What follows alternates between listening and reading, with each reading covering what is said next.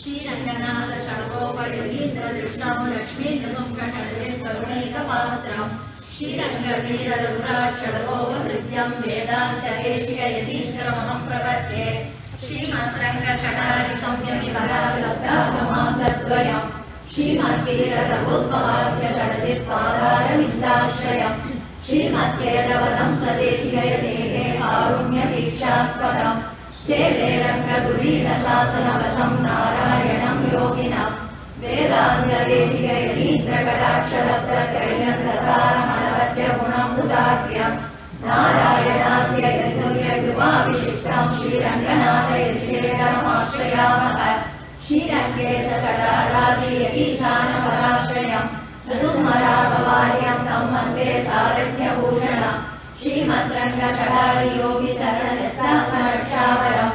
श्रीमद्रङ्गचटारिवीररघुराट्लब्धागमान्तद्वयम् ईशाडम्बविवर्जितं शुभगुणैः वान्तं मात्वंसजं वन्दे वत्सविभूषणमुदरं श्रीकृष्णमार्यं सदा श्रीमद्वेदान्तरामानुजमुनिकरुणालब्धवेदान्तयुग्मम् श्रीमच्छ्रीवासयोगीश्वरगुरुपदयोरर्पितस्वात्मभारम् श्रीमच्छ्रीरङ्गनाथास्वयं कृपया प्राप्तमोक्षाश्रमं तं श्रीमद्वेदान्तरामानुजमुनिवरं संश्रये देशिकेन्द्रं प्रणामं लक्ष्मणमुनिः प्रतिगृह्णातु मामकं प्रसादयति यत्सूक्तिः स्वाधीनपदिकां श्रुतिं जीवनं जगदां जीयात् किमप्यपदस्पृहं स्वतन्त्रं सर्वतन्त्रेषु वेङ्कटेशात्मयम्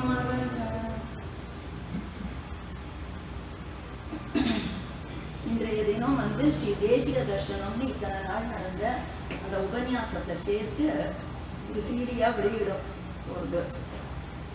இப்போ இந்த ஸ்ரீ தேசிக தர்சனம்னு சொல்லி ஆரம்பிச்சு நடத்தப்பட்ட உபன்யாசத்தினுடைய நோக்கம் என்ன, என்ன காரணத்தினால இது ஆரம்பிக்கப்பட்டதுன்றதான் இன்னைக்கு சொல்ல போகுது. ஏன்னா எல்லாரும் பாஷ்யக்காரருடைய 1000வது திருநட்சத்திரம், அவருடைய ஸ்ரீசுக்திகள், அவர் சாதித்தருடைய கிரந்தங்களை கொண்டு விமர்சையாக பிரவச்சனங்களை நடத்திட்டு வரக்கூடிய இடத்துல ஸ்ரீ தேசிக தர்சனம்ன்ற தலைப்புல பண்ண உபன்யாசம் எப்படி பாஷ்யக்காரருடைய ஒரு திருநட்சத்திர வைபவத்துக்கு இடம் பெற்றது அப்படின்னு தோணும். அதாவது என்ன அப்படின்னா, நம்முடைய ஸ்ரீ விசிஷ்டாத்வைத சித்தாந்தம் என்பது என்னன்னா சாட்சாத் பகவன் மதம், அனாதியா இருக்கக்கூடியதான சித்தாந்தம். இப்பேற்பட்ட இந்த சம்பிரதாயத்துக்கு பிரதம பிரவர்த்தகன் ஸ்ரீபதியான எம்பெருமான். லக்ஷ்மிநாத சமாரம்பாம் என்பதாக ஸ்ரீபதியான எம்பெருமான் தான் இந்த சத் சம்பிரதாயத்துக்கு பிரதம பிரவர்த்தகன். இப்பேற்பட்ட உயர்ந்த இந்த சம்பிரதாயத்துக்கு வாட்டமானது ஏற்படுறது. அதாவது பாகிய குதிருஷ்டி மதங்களால சம்பிரதாய விஷயங்கள்லாம் கீழிச்சுண்டு போற போது எம்பெருமான் பார்த்தான், சரி இதை மறுபடியும் நம்ம புனருத்தாரணம் பண்றதுக்கு பாஷ்யக்காரரை அவதரிக்க செய்யணும் என்பதாக அவன் திருவுள்ளத்துல பட்டு, அதன் பிறகு எம்பெருமானாருடைய திருவவதாரம் ஏற்பட்டு அவர் பாக்கிய குதிருஷ்டி மதங்களெல்லாம் நன்றாக நிரசனம் பண்ணி சித்தாந்த ஸ்தாபனத்தை ஆச்சரியமா பண்ணிருக்க. அதான் சுவாமி தேசிகன் சாதிக்கச்சே, ஆரணநூல் வழிச்செவ்வை அழித்திடும் கைதுவர்க்கு ஓர் வாரணமாய் அவர் வாத கதலிகள் மாய்த்தவிரான் என்பதாக பாக்கிய குதிருஷ்டி மதங்கள் எல்லாம் ஆச்சரியமாக நிரசனம் பண்ணி சித்தாந்த ஸ்தாபனத்தை பண்ணி அருளினார் எம்பெருமானார். ஆனாக்க பெருமாளுக்கு நம்மளோட காரியம் நிறைவேறிற்று என்கிற உகப்பு ஏற்படல. நன்னா தான் பரமத நிரசனத்தை பறக்க பேசி சம்பிரதாயத்தை நன்னா ஸ்தாபனம் பண்ணிட, இருந்தாலும் எம்பெருமானுடைய திருவுள்ளத்துல ஒரு குறை இருந்தது, கலக்கம் இருந்தது. அதாவது என்னன்னா, இந்த மாதிரி விசிஷ்டாத்வைத சித்தாந்தத்துக்கு ஸ்தாபனம் சித்திச்சாலும் அதுக்கு ரட்சணமானது முழுமையாக சித்திக்கவில்லை. நம்முடைய விசிஷ்டாத்வைத சம்பிரதாயத்துக்கு ரட்சணம்ன்றது முழுமையாக கிடைக்கவில்லை என்பதாக எம்பெருமான் திருவுள்ளம் பற்றி அதன் பிறகு என்ன பண்ணினா அப்படின்னா, திருவேங்கடமுடையான் திருமணியின் அவதாரமாக சுவாமி தேசிகனை அவதரிக்க செய்தார். ஆக கண்டாவதார திருமணியின் அவதாரமாக சுவாமி தேசிகனுடைய திருவவதாரமானது ஏற்பட்டது. ஆக இந்த திருவவதாரத்துக்கு பிற்பாடுதான் ஸ்ரீ பாஷ்யகார சம்பிரதாயமே என்னன்னா புத்தொளி பெற்றது, நன்றாக பிரகாசித்தது. பாஷ்யக்காரருடைய சம்பிரதாயத்துக்கு உண்டான ஏற்றமே சுவாமி தேசிகனுடைய திருவவதாரத்துக்கு பின்புதான் என்பதாக இந்த சம்பிரதாயமானது ரொம்ப பிரகாசிதமாக ஆகுது. அதாவது அது எப்படின்னு சில விஷயங்களை பார்க்கணும். அதாவது என்னன்னா, இந்த பாஷ்யக்காரருடைய இந்த சம்பிரதாயத்திலேயே எத்தனையோ அவருடைய திருவுள்ளத்துக்கு மாறாக விபரீதமான அர்த்தங்கள்லாம் ஏற்படுற பொழுது அந்த விபரீத அர்த்தங்களெல்லாம் நிரசனம் பண்ணி ராமானுஜ சித்தாந்தத்தை ஸ்தாபிதம் பண்ணினார்னா அந்த முழு பெருமையும் சுவாமி தேசிகனுக்கு தான் சொல்லுவோம். திருக்கள்ள சுவாமி சாஹிப் அதாவது என்னன்னா, சுவாமி தேசிகனுடைய திருமுடி சம்பந்தத்தினால பூர்வாச்சாரியர்களுக்கு ஏற்றம், அவருடைய திருவடி சம்பந்தத்தினால பின்புள்ள ஆச்சாரியர்களுக்கு ஏற்றம். அதாவது திருமுடி சம்பந்தம்னா என்ன அர்த்தம்? தங்களுடைய பூர்வாச்சாரியர்களை இவர் சேவிக்கக்கூடிய சிஷ்யனாக இருந்து இப்பேற்பட்ட சிஷ்யனை பெற்றதுனாலதான் பாஷ்யக்காரர்கள்தான் ஏற்றம். பிற்பாடு உள்ளவா இவருடைய திருவடி சம்பந்தம் இவர் ஆச்சாரியனாக பெற்றதுனால ஏற்றம்.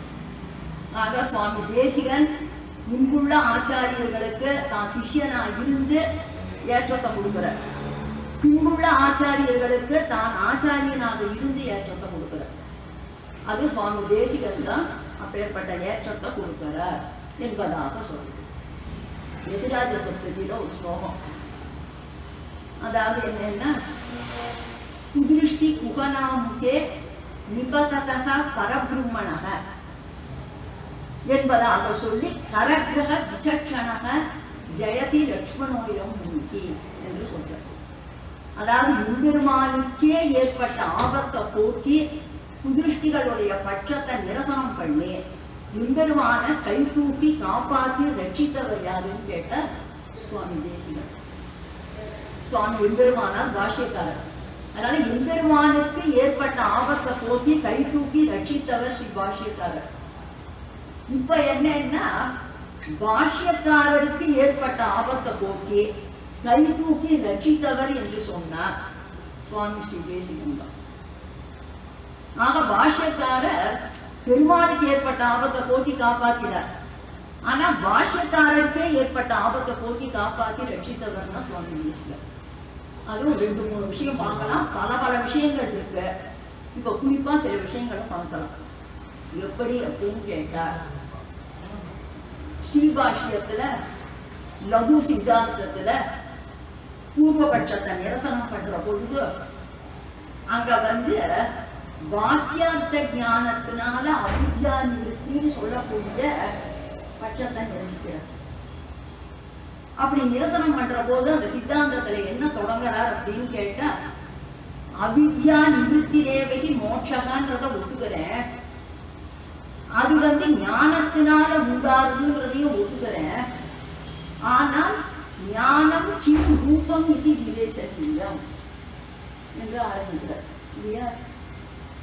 அந்த ஞானம் எத்தகையது அதான் ஆராயணும். அப்ப கேட்கிறார் பாஷ்யக்காரர், வாக்கியார்த்த ஞானத்தினால அவித்யா நிவர்த்திய சொல்றியா அல்லது உபாசனாத்மகமான ஞானத்தினால அவித்யா நிவர்த்திய சொல்றியா என்று கேட்டா, வாக்கியார்த்த ஞானத்தினால அவித்யா நிவர்த்தி உண்டாகாது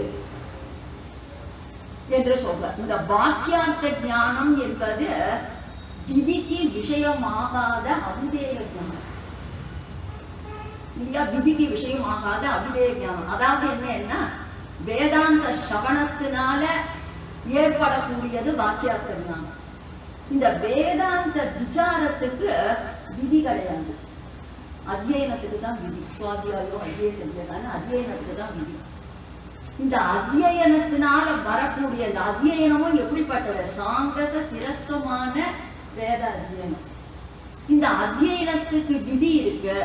இதனால உண்டாகக்கூடிய ஆபாத பிரதீதியில சம்சய விபரியங்கள் கலந்து இருக்கிறதுனால அர்த்த நிர்ணயத்துக்காக என்ன பண்றா, வேதாந்த விசாரத்தை ராகத பிராப்தமா ஸ்வயமேவ பிரவர்த்ததேன்றால் விதி கிடையாது.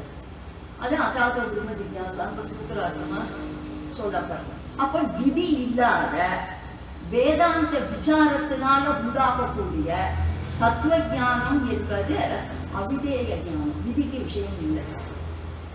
ஆனா விதிக்கு விஷயம் எது அப்படின்னு கேட்டா உபாசனம். அப்ப அந்த உபாசன வாக்கியங்களுக்கு வையத்திய பிரசங்கம் வாராமைக்காக கேவல வாக்கியார்த்த ஞானத்தினால் அபிஜானிக்கு கிடையாதுன்னு சொல்றேன். இல்ல எல்லாரும் ஸ்ரீபாஷ்ய காலட்சேபம் சாதிக்கிறவா, பிரவச்சனம் பண்றவா லகு சித்தாந்தத்துல இதெல்லாம் சொல்றேன். இந்த மாதிரி சொல்லிட்டு மற்றொரு பக்கத்துல விதிக்கு விஷயம் ஆகாத சேஷத்துவ ஞானமே போதுமானது, சித்தோபாய பிரதிபத்தியே போதுமானது என்று சொல்ற. இப்ப இந்த மாதிரி இந்த சேஷத்துவ ஞானாதிகளும் அவிதேய ஞானம் தான், விதிக்கு விஷயம் இல்லை. வேதாந்த காலட்சேபம் பண்ணினா ஞானானந்த மயஸ்வாத்மா சேஷோகி பரமாத்மனன் தெரியது.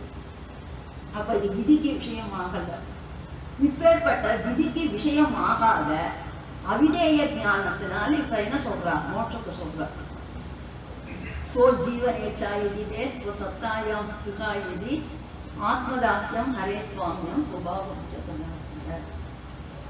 இந்த மாதிரி வாக்கியங்கள்ல ஆபாத பிரதீதியை கொண்டு சேஷத்துவ ஞானமே போடுவோம். அத சுவாமி தேசிகன் சாத்தியோபாய சோதனா அதிகாரத்துல இதுவும் வாக்கியார்த்த ஞானத்தினாலே மோட்சம் என்கிற அவிதேய ஞானத்தினாலே மோட்சம் என்கிற பட்சம் போல அநாதனம் அப்படின்னு ஒதுக்கிறார். ஆக என்னன்னு சொல்லி கேட்டா உஜ்ஜீவனத்துக்கு காரணமான சேஷத்துவ ஞானம் உபாயத்துல மூட்டி உணர்ந்தது என்று சொல்றோம்.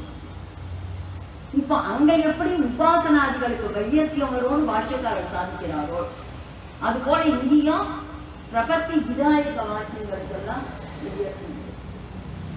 ஞாசக பஞ்சாங்க சம்யுதக அனேனைவது மந்திரேன ஸ்வாத்மானம் மயி நிக்ஷிபே பிரபத்திந்தாம் பெருஞ்சீத சுவாங்கைக்கு பஞ்சமிராம் என்பதாக இந்த 5 அங்கங்களோட கூடின அங்கீகார பிரபத்திய அனுஷ்டிக்க வேண்டும் என்கிற உபாய அனுஷ்டானத்தை விதிக்கக்கூடிய விதிவாக்கியங்களுக்கு வெளியேற்றிய பிரசங்கம் என்று சாதிக்கிறது.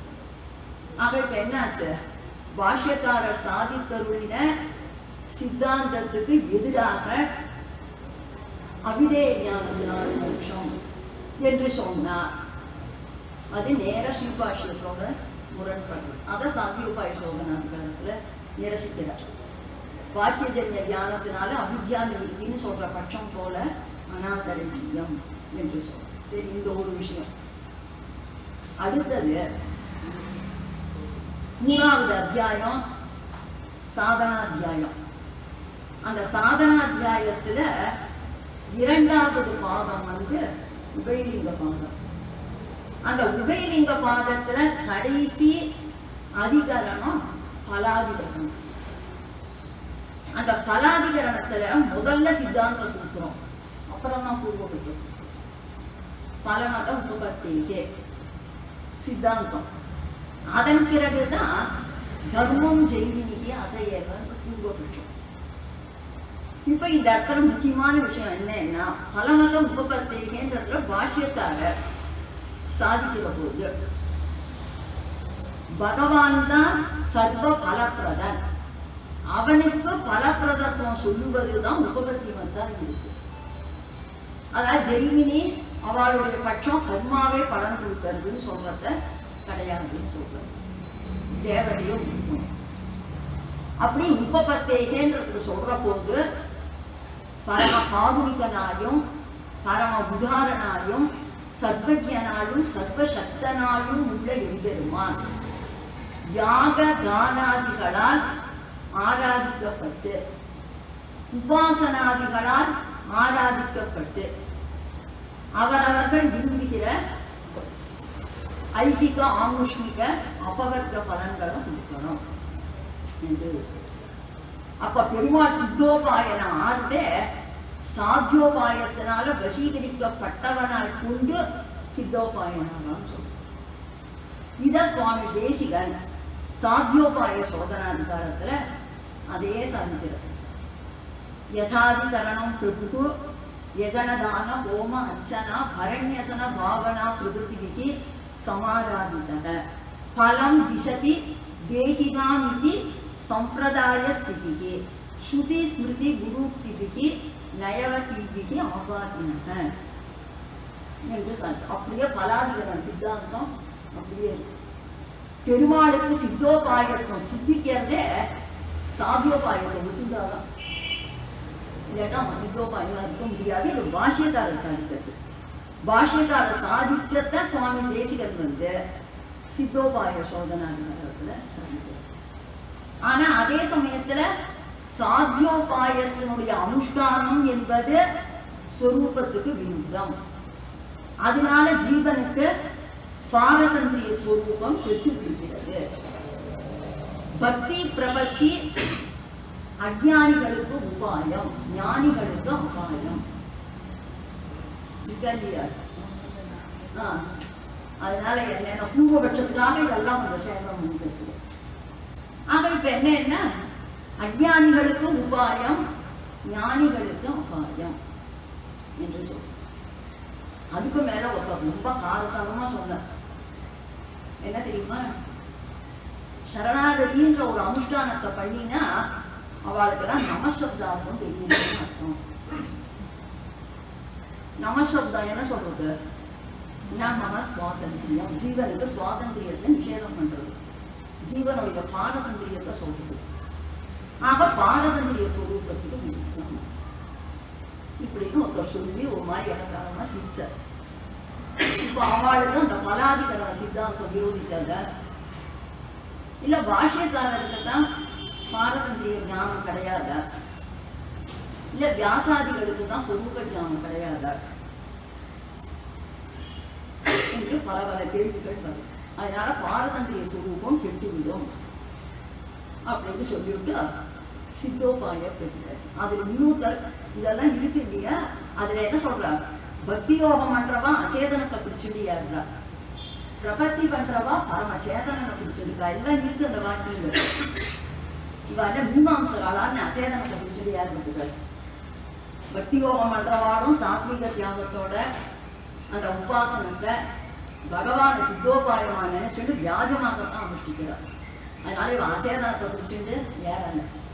அப்படிலாம் சொன்னோம்னா வியாச சித்தாந்தத்துக்கு அது ஒட்டாது. அப்ப குணோபசம்ஹார பாதம்ன்ற ஒரு இதையே ஸ்ரீபாஷ்யத்திலேருந்து எடுத்து விடலாம், அது அவசியமே இல்லை. ஆக இத்தனை விரோதங்கள் வரது பூர்வாச்சாரிய ஸ்ரீசுக்திகளோட இந்த மாதிரி வியாக்கியானங்கள் தான் விரோதிக்கும். இதுல ரொம்ப ஒரு சுவாரஸ்யம் என்னன்னா, ஒரு விஷயத்துக்கு பிராமணியம் சித்திக்கிறதே எதுனால தெரியுமா, பூர்வாச்சாரிய சம்பிரதாயத்தை அடியொட்டி பேசுவதனாலதான் பிராமணியம் சித்திக்கிறது. இந்த சுவாமி பாஷ்யக்காரர் தொடக்கத்திலேயே என்ன சாதிக்கிறார், பகவத் போதாயனுக்கு தான் விஸ்தீர்ணா பூர்வாச்சாரியக சஞ்சிக்ஷித்துன்னு சொல்லிவிட்டு தன்மத அனுசாரேன சூத்திராட்சராணி வியாக்கியாசிக்கிறது. நாம சொல்ற ஒரு விஷயத்துக்கு பிராமணியம் சித்திக்கணுமானா அதுக்கு முக்கிய காரணம் என்னன்னா, சத் சம்பிரதாய பரம்பரையில வர விஷயங்களை எந்த மாற்றமும் இல்லாத சொன்னாதான் அந்த கிரந்தத்துக்கு பிராமணியம் சித்திக்கிறது. இந்த மாதிரி சொன்னவர் சுவாமி எம்பெருமானார் பூர்வாச்சாரியர்களோட ஸ்ரீசூக்திகளை அனுசரிச்சு சூத்திர அக்ஷராணி வியாக்கியாசித்து தன்மத அனுசாரேன்னு சாதிக்கிறார். அதையே சுவாமி தேசிகன் ஸ்ரீமத் ரகசியத்திரை சாதத்தினுடைய முடிவுல நிகமனாதிகாரத்துல சாதிக்கிற போது வேதாந்த உதயன சம்பிரதாயமான மடைப்பள்ளி வாழ்க்கையை ஆச்சான் பக்கலிலே ஆச்சாரியன் பக்கலிலே தான் கேட்டதுள்ளபடியே அப்புள்ளார் அடியேனை கிளியை பழக்கி வைக்குமா போலே பழக்கி வைத்து அவர் திருவுள்ளத்தில் இரக்கமடியாக பெருமாள் தெளிய பிரகாசிப்பித்து மறவாமல் காண பிழையற பேசுகித்த பாசுரங்கள். என்ன அழகு! அதனாலதான் அந்த கிரந்தங்களுக்கெல்லாம் பிராமணியம். தாந்தோன்றித்தனமா ஒன்றை ஏற்படுத்திட்டு ராமானுஜ சித்தாந்தம்னா அந்த கிரந்தங்களுக்கு பிராமணியமே கிடையாது. அதனால சாட்சாத் பாஷ்யக்காரர் எம்பெருமானார் தேர்ந்து கிடாம்பி ஆச்சா மடப்பள்ளி கைங்கரியம் பண்ணிட்டு ரகசியார்த்தங்களை அதிகரிக்கிறார்.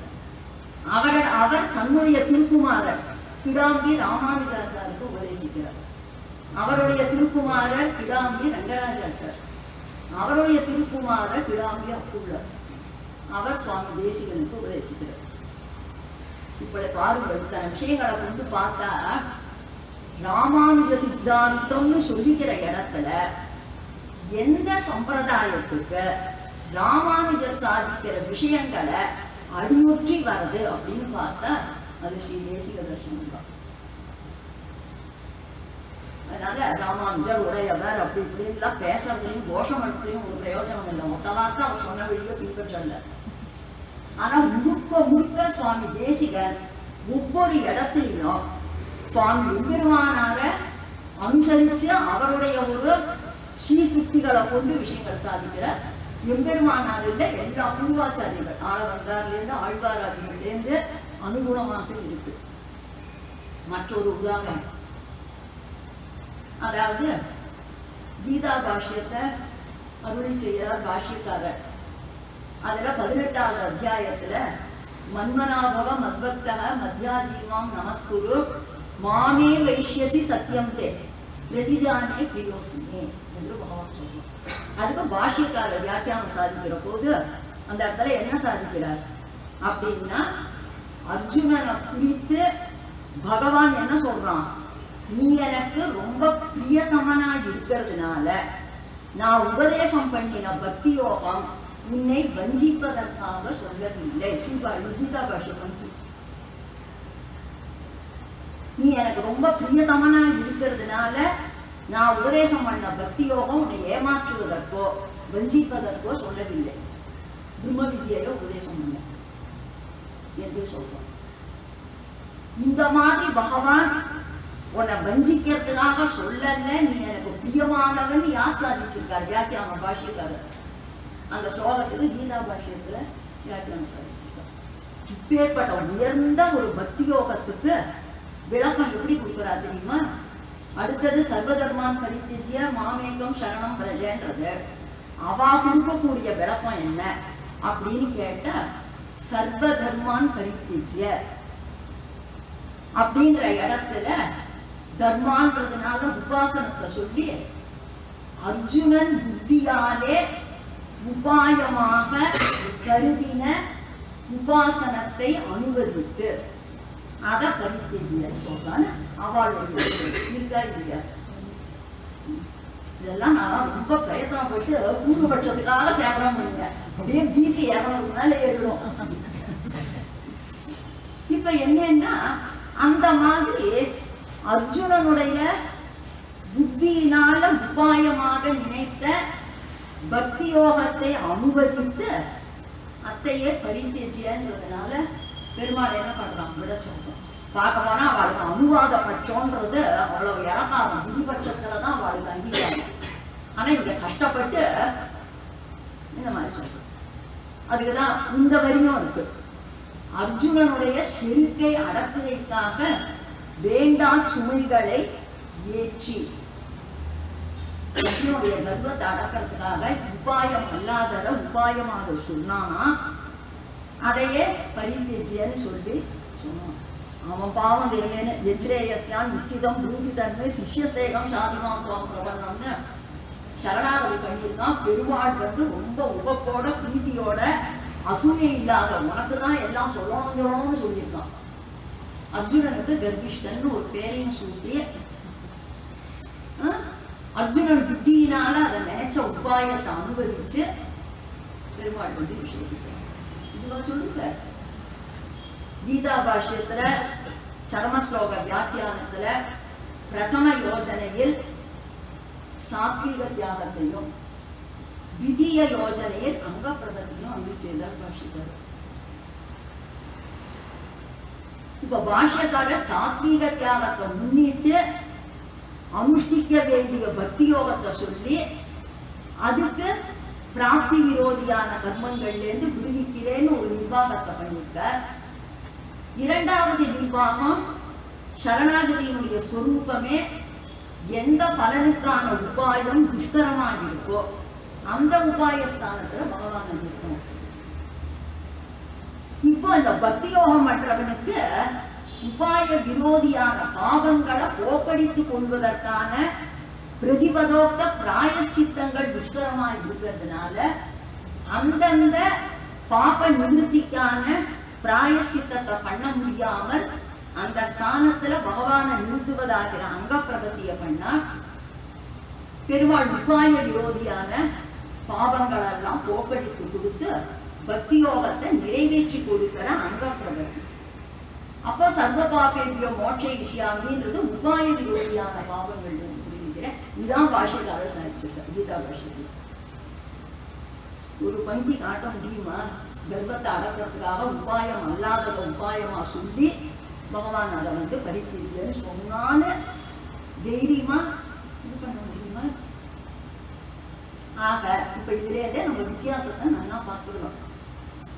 எந்த சம்பிரதாயம் பாஷ்யக்கார சம்பிரதாயத்துக்கு அனுகுணமா அவர் சாதிச்ச வழியில இருக்கு, எந்த சம்பிரதாயம் பாஷ்யக்காரர் சாதிச்ச அர்த்தங்களுக்கு விருத்தமாக தானே ஒரு பட்சத்தை கல்பித்து கொண்டு பேசக்கூடியதாக இருக்குன்றத அவாவா பார்க்கலாம்.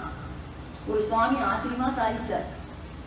அத்வைதத்துக்கும் விசிஷ்டாத்வைதத்துக்கும் வாசி சொல்றேன், எது சரின்றது உங்க மனசிலேயே படும்னு. நல்லா இருந்தது.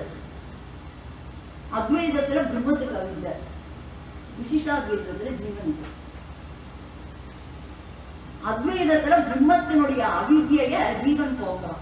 ஜீவன் போக்குறான்னா அவித்தியினால கல்பிக்கப்பட்ட ஜீவன் தானே போக்குறான். ஆனா விசிஷ்டாத்வைதத்துல ஜீவனுடைய அவித்திய பிரம்மம் போக்குறது. அத்வைதத்துல பிரம்மத்துக்கு சொரூப ஆவிர்வாவம், விசிஷ்டாத்வைதத்துல ஜீவனுக்கு சொரூப ஆவிர்வாவம்.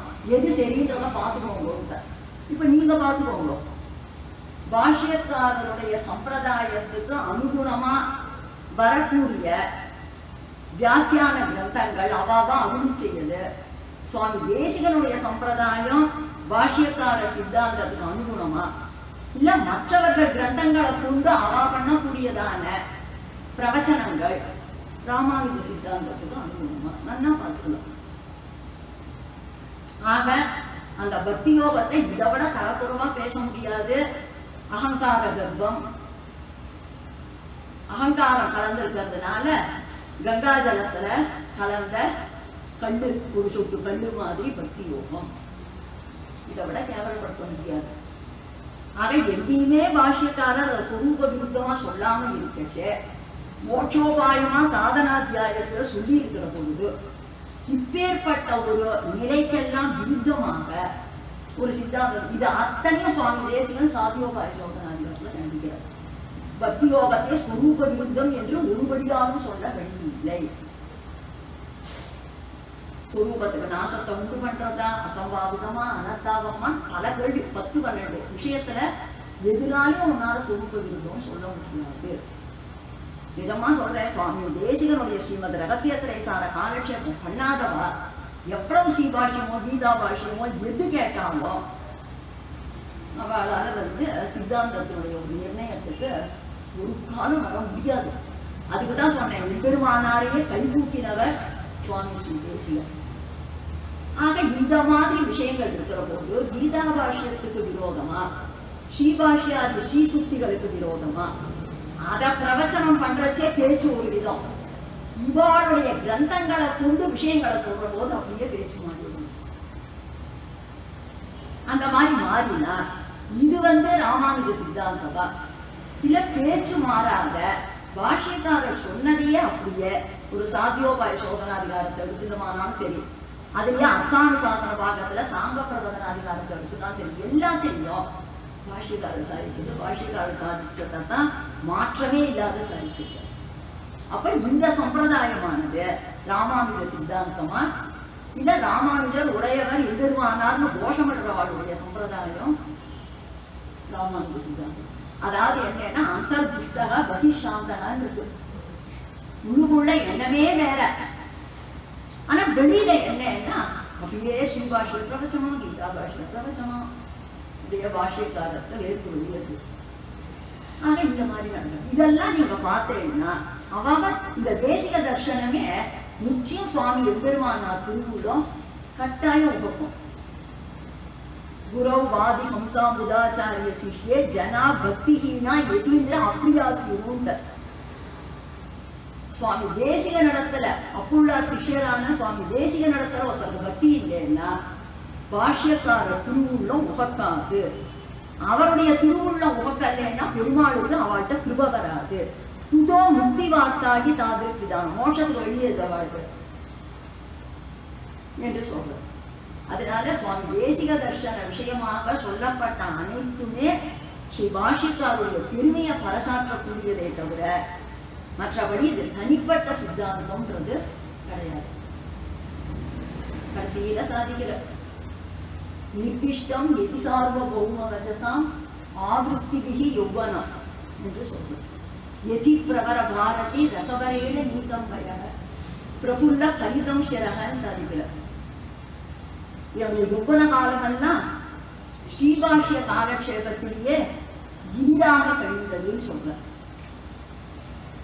ஆக ஸ்ரீபாஷ்ய காலக்ஷேபத்தை காலக்ஷேபமா வச்சுக்காத பாஷ்யக்காரருடைய சித்தாந்தத்தை தான் நம்முடைய கிரந்தங்கள்லையும் ஒரு சில்லற ரகசியம் பார்த்தாலும் சரி, ஸ்ரீமத் ரகசிய திரேசாரம் பார்த்தாலும் சரி, இவ எந்த பாஷ்யக்கார ஸ்ரீசுக்திகளை ஜீவனமா வச்சுட்டாரோ அதுக்கு அனுகுணமாக தான் ஸ்ரீமத் ரகசிய திரேசாரமோ சில்லற ரகசியமோ எதுவோ பண்ணிருக்க. அதான் சர்ம ஸ்லோகாதிகாரத்துல சொல்ற சங்கராதி குதுஷ்டிகள் சொல்லும் பட்சங்களை தாத்பரிய சந்திரிகையிலும் நிச்சயபரட்சையிலும் பறக்க தூஷிக்கும். தாத்பரிய சந்திரிகை அவளுக்கு கண்டாலும் நிச்சயபரட்சை இவாளுக்கு கண்டாலும் என்று இந்த மாதிரி சொன்னார்.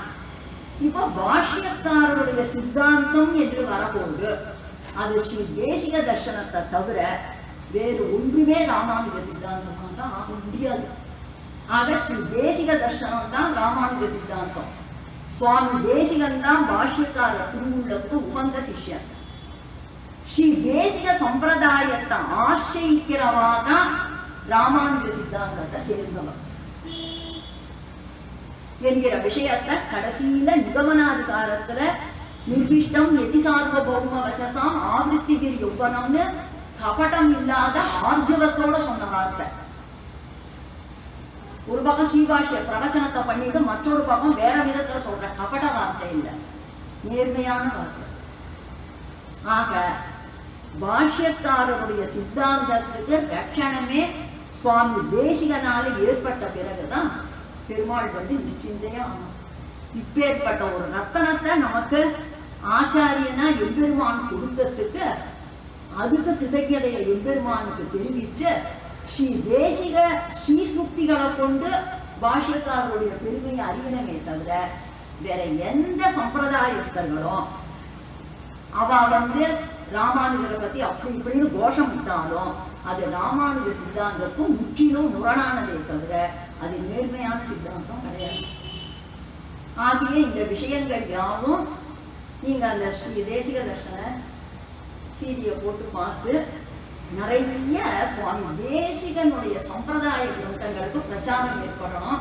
அதுல குறிப்பா ஸ்ரீமத் ரகசிய திரேசாரத்துக்கு நல்ல பிரச்சாரம் வந்தால் உரிய ராமானுஜ சித்தாந்தம்ன்றது பிரகாசிக்க முடியாது. அதனால நிறைய சுவாமி தேசிகனுடைய ஸ்ரீசுக்திகளும் அவருடைய அரும பெருமங்களையும் லோகம் அறியும்படியாக செய்தால்தான் பாஷ்யக்காரர் திருவுள்ளம் உபக்கும். இதுதான் நம்ம பாஷ்யக்காரர் திருநட்சத்திரத்தை முன்னிட்டு பண்ணக்கூடிய கைங்கரிய விசேஷம். இப்ப பெருமாள் சொல்றாமோ இல்லையோ, என்னை ஆராதிக்கிறத காட்டு என் அடியார்கள் ஆராதிக்கிறதுல எனக்கு புண்ணியம் ஜாஸ்தி. மம பக்த பக்தேஷு பிரீத்திகி அபியதிகா பதே தஸ்மான் பக்த பக்தாஷ்ட பூஜனீயா விசேஷத்தான். நிஜமா ராமானுஜர் ராமானுஜர் ராமானுஜர்னு போற்றதை காட்டிலும் அவர் திருவுள்ளத்துக்கு உகந்த சிஷ்யராக அவர் சாதித்தருடைய விஷயத்தை உண்மைக்கு புறம்பில்லாத நிலநாட்டின சுவாமி தேசிகனுக்கு எவ்வளவு பிரச்சாரம் கிடைக்கிறதோ அதுதான் பாஷ்யக்காரருக்கு உகப்ப கொடுக்கும். அதனால சுவாமி தேசிகனுடைய ஸ்ரீசுக்திகள் நன்னா வெளியில வந்து பிரகாசிக்கணும். ஸ்ரீமத் ரகசிய திரேசார காலட்சேபம் நன்னா நடக்கணும். ஏதோ உபன்யாசம்ன்ற பேர்ல உப்பு சொப்பு இல்லாத ஏதோ மேலோட்டமா வந்து ஒதாட்ட அளவுல பேசிட்டு ஒப்பேத்திட்டு போனா சம்பிரதாயம் நடக்காது. ஏதோ ஒரு பொழுதுபோக்கு, கோயிலுக்கு போகிறது ஒரு என்டர்டைன்மெண்ட்டு, உபன்யாசம் கேட்கறது ஒரு என்டர்டைன்மெண்ட்டு, அது உருப்படுறதுக்கு ஒரு விஷயமும் கிடையாது. அந்த மாதிரி இருக்கிற வரைக்கும் சம்பிரதாயம் உருக்கான வளர்ச்சியை அடைய முடியாது. அதனால ஸ்ரீ தேசிகனுடைய ஸ்ரீசுக்திகளுக்கு பிரச்சாரத்தை கொண்டு வந்து ராமானுஜருடைய பெருமையை நம்ம அதன் மூலமாக அறிஞ்சமான அதுதான் எம்பெருமானாருக்கு நம்ம பண்ணக்கூடிய கைத்தறிய விசேஷம் அப்படின்னு சொல்றோம். கவிதார்க்கிக சிம்ஹாய கல்யாண குணசாலினே ஸ்ரீமதே வெங்கடேசாய அடியனுடைய பிரார்த்தனை பேர்ல இந்த 2 சுவாமிகளும் இங்க எழுந்தருள் இருக்கிறது விதமா அடியனை வந்து கிருதார்த்தனாக ஆக்கியிருக்கார். அது விஷயத்துல இந்த 2 சுவாமிகளுக்கும் அடியனுடைய கிருத்தஜதையை நான் வந்து தெரிவிச்சுட்டு இந்த 2 சுவாமிகளும் இதே மாதிரி சுவாமி தேசிகனுடைய பெருமையின் மூலமா எதிராஜருடைய பெருமையை பரசாற்றி நன்னா உத்கோஷிக்கணும். அந்த மாதிரி விஷயங்களை வந்து கேட்கணும்னு இடத்துல அடிப்பணிச்சு பிரார்த்திச்சுக்கிறேன். 2 சுவாமிகளுக்கு இந்த 2 சுவாமிகளும் விஷயங்கள் சாதிக்கணும். அடுத்தது கிருஷ்ணன் வந்து பேசுவாங்க.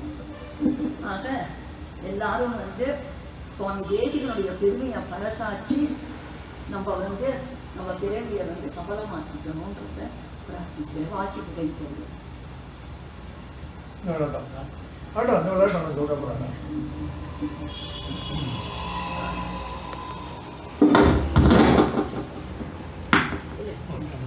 வாழியருளாளர் வாழியனியத்திகிரி வாழிய திராசன் வாசகத்தோன் வாழி சரணாகதி என்னும் சாருடன் நற்சன்னை அரணாகக் கொள்ளாதார் அன்பு தேவாதிநாச கமலா கிருதநேசபூர்வாம் தீப்தாந்தராம் வகுலபூஷண நாதமுக்கியைஹி ராமானுஜ பிரபுதிவி பரிபூஷிதாக்ராம் கோப்திரி ஜெகந்தி குருபங்கி மாமம் பிரபத்யே அப்படின்னு சுவாமி தேசிய தெய்வநாயக உச்சாரணத்திலே கோப்தி குருபங்கி மகம் பிரபத்யே.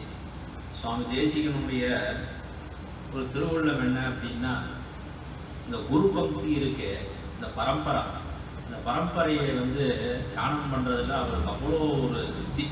எந்த கிரந்தம் எடுத்தாலும் அந்த குரு பக்தியை சொல்லாத ஒரு விஷயம் சுவாமி தேசிகனுக்கு வராது. இந்த ஆச்சாரிய சந்ததியின் வந்தே அப்படின்னு இந்த ஆச்சாரிய சந்ததியை சொல்லி தான் அவருக்கு அவ்வளோ திருவுள்ளம். சுவாமி தேசிகனுடைய பல கிரந்தங்கள் அந்தந்த அதிகாரிகளுக்கு தகுந்தாற் போல கிரந்தங்கள் இதெல்லாம் சுவாமி சாதிச்சிருக்கார். சுவாமியே ஒரு இடத்துல சாதிக்கிறார். என்னால் வந்து தர்க்கத்தினாலையும் என்னால் வந்து இது பண்ண முடியும், ஆனால் நாங்கள்லாம் பிரமாண சரணி அப்படின்னு சொல்லி நாங்கள்லாம் பிரமாணத்தை ஆச்சாரியர்கள் எந்த ஒரு பிரமாணத்திலே போனார்களோ அந்த வழியில் நான் பரிபஞ்சி நாம் அப்படின்ற சுவாமி எதிராக சப்தியில் அந்த சுவாமி எம்பெருமானா எந்த வழியில் காமிச்சு கொடுத்தாரோ அந்த பிரமாணத்தின் வழியில் போகிறோம். நீ கேட்குற ஒரு கேள்விக்கும் உன்னோட 10 கோடி என்னால் சொல்ல முடியுன்ற நியாய சித்தாஞ்சலம், நியாய பரிசுத்தி இந்த மாதிரி டெக்ஸ்டெல்லாம் கிரந்தங்களெல்லாம் பார்க்கும் பொழுது அவருடைய தக்க பாண்டித்யம் வந்து அவ்வளோ ஒரு தக்க பாண்டித்யம். அதனால எந்த விதத்தையும் வந்து அவரால் வந்து ஸ்தாபனம் பண்ண முடியும். அதனால எனக்கு தேவையில்லைன்ற, எனக்கு வேண்டான்ற அந்த தக்க பாண்டித்யம்லாம் வேண்டான்ற, எனக்கு வேண்டியது ஆச்சாரியனுடைய சந்ததியில எந்த ஒரு சித்தாந்தம் எந்த ஒரு சித்தாந்தமான ஸ்தாபனம் பண்ணப்பட்டதோ அந்த வழியில நான் வந்து பிரமாண சரணராக தான் இருக்க வேண்டும். அதுவும் அருளி செயல். சுவாமி தேசிகனுக்கு செந்தமிழ் தமிழ் முறையும் தூக்குள் தோன்றும் அப்படின்னு சுவாமி தேசிகனுக்கு அவ்வளோ ஒரு அருளி செயல்ல ஈடுபாடு. அதை வந்து ஒரே ஒரு கிரந்தத்தில் நம்ம சேவிச்சா தெரிஞ்சிடும். பரம்பரை சோபானம் அப்படின்னு ஒரு டெக்ஸ்ட்டை வாசிச்சாலே சுவாமி தேசிகன் வந்து அந்த அருளி செயலில் இருக்கக்கூடிய ஈடுபாடு என்ன அப்படின்னு இந்த பாடம் எடுத்துட்டு இருக்கும்போது ஒருத்தர் கேட்ட கேள்வி பாருங்க. என்ன கேள்வி அப்படின்னா, சுவாமி தேசிகனுக்கு திவ்ய பிரபந்தமும் தெரியுமா அப்படின்னு தான் கேள்வி. இவ்வளோ அனாயாசமா இவ்வளோ எடுக்கிறாரு, திவ்ய பிரபந்தம் வருமா அப்படின்னு கேட்குறாங்கன்னா நம்ம என்ன பண்றோமோ, சுவாமி தேசிகன் வந்து சம்ஸ்கிருதத்தில் தான் வித்வான் அப்புறம் இதெல்லாம் வந்து ஏதோ எழுதியிருக்காரு தவிர இதோடைய இது பிரச்சாரமானது சரியா தெரியுது. முக்கியமாக இவ்வளோ பேர் கேட்டாலும் எனக்கு ஒரு இது என்னோட இதை சொல்லிடுற ஆதங்கத்தை என்ன அப்படின்னா, யங்ஸ்டர்ஸ் அப்படின்னு சொல்லக்கூடிய அவளுக்கு முதல்ல நம்ம சொல்லணும் என்னென்ன கிரந்தங்கள் சுவாமி அருளி செய்திருக்காங்க. நான் கேட்குற கேள்வியே எல்லாரையும் இதான் கேட்குறேன். சுவாமி தேசிகன் பண்றதுலாம் வேணும், முதல்ல தேசிகன் என்னென்ன டெக்ஸ்ட் எழுதியிருக்கான்னு சொல்லுங்க பார்க்கலாம். வரிசையா கிடன்னு அவர் எழுதியது இருக்கணும், என்ன எழுதியிருக்க, இது முக்கியம். அப்படிப்பட்டதான் எனக்கு ஒரு வாதம் வந்தது, என்னன்னா இப்படி கேட்குறாரு அப்படின்னு. ஏன்னா அருளி செயல்ல என்ன ஒரு வார்த்தையை எடுத்து இந்த பரமபத சோபானத்துல அந்த மாதிரி ஒரு வர்ணனையே பண்ண முடியாது. இனிமே வந்து எம்பெருமானுக்கு திருமுடியிலேருந்து ஆரம்பிச்சு திருமுடி எவ்வளோ விஷயங்கள் சாய்க்கிற ஒரு உபயநாச்சிமாருக்கு சாய்க்கும் பொழுது ரெண்டு பேரும் கண்ணாடியே பார்க்க மாட்டாங்க. எம்பெருமானின் கபோலம் தர்ப்பணம் போலே அப்படின்ட்டு அவ ரெண்டு பேரும் விளையாட்டுக்கு எம்பெருமானுடைய கண்ணத்தை தான் பார்ப்பாங்க, கண்ணாடியா. அதுக்கு பாசம் எப்படி அற்புதமாக வர்ணிக்கிற அந்த ஒரு, ஏன்னா பிரபந்தத்துல அந்த வார்த்தைகள் இருந்து நல்லா ஊறினாதான் அந்த விஷயத்தை வந்து வாக்கியமா எழுத முடியும். அப்படிப்பட்ட அந்த கிரந்தங்கள்லாம் அருளி செய்து எதுக்கு பண்றாரு அப்படின்னா, விஷயங்களை வந்து முதல்ல ஸ்ரீமத் சாரத்துக்கெல்லாம் போறதுக்கு முன்னாடி இந்த கிரந்தங்கள்லாம் வாசிச்சோம். ஒரு ஸ்டெப் இருக்கு. ஏன்னா எல்லாரும் வந்து சுவாமி தேசிகனே வந்து ஒரு மெத்தடாலஜி தான் ஃபாலோ பண்றது. அது வந்து அகாடமிக்ல சொல்றேன், தப்பான கூடாது. மெத்தடாலஜி ஃபாலோ பண்றீங்க. என்னென்ன ஸ்ரீமத் சாரணம் பின்னாடி தான் எழுதினேன். ரொம்ப 90 வயசுக்கு மேலதான் எழுதியிருக்காருன்னு தெரியாது அவருடைய அந்த சைலி. நிர்மிஷா எதிசாரோகம்